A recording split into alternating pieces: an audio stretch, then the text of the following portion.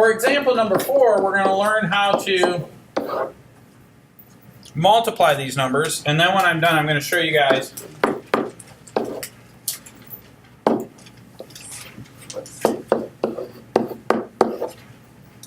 how to do these on your calculator. Because your calculators have a complex mode. I've already made a video. It's on the Texas Instruments playlist of how to switch to complex mode on your calculator. Now, here, we just treat I like a variable, and so we're going to push it through. So this becomes negative 15I plus 3 times 2 is 6, and then we have I squared. Remember that if the square root of negative 1 is equal to I, then if I squared both sides, I get I squared is equal to negative 1. So this is the same as 15I plus 6 times negative 1. If I rearrange that, I've got 6 minus 15I.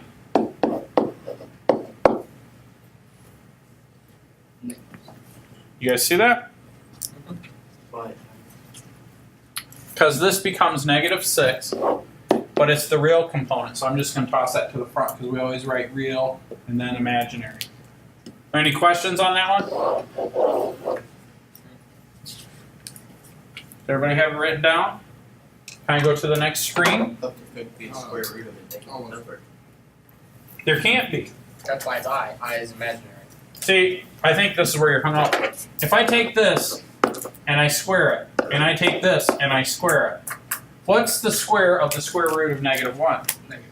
Just the base, right? This square cancels out the square root and you're left with negative 1. What's I squared? Well, it's I squared.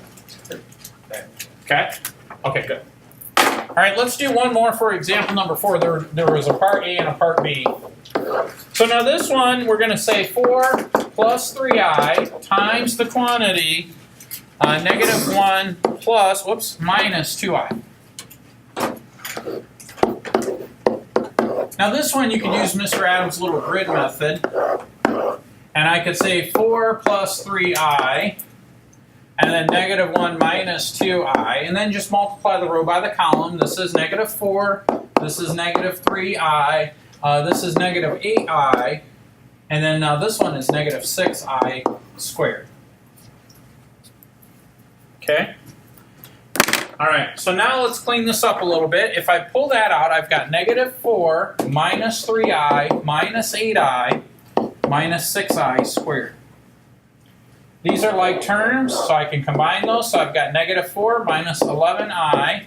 But here's an interesting thing. Remember, Mr. Adams said that I squared is equal to negative 1. So this is minus 6 times negative 1. So I've got negative 4 minus 11I plus 6. Okay, this is a real number. This is a real number. How do I know that? Doesn't have I.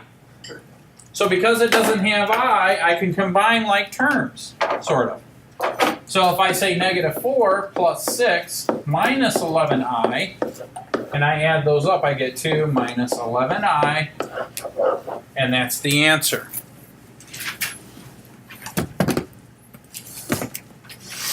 Now, that was a lot of work for these two problems, right? So let's try something. If I go to mode on my calculator, and I go way, way, way, way, way down here where it says real, see that A plus BI?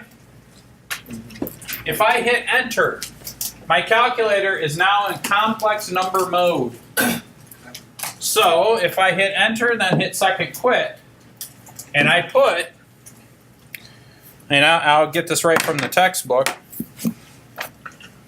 in parentheses 4 plus 3. Now the letter I is right above the decimal point. So you have to hit second decimal point and it pulls up the I. Times the quantity, negative 1. Is that what I had written down last time, negative 1? Minus 2 times I. Yeah. Okay? Now when I hit enter, look what I get. Whoa. 2 minus 11i. You think this is a game? Wait, how did you flip it? You think I'm playing around with you kids?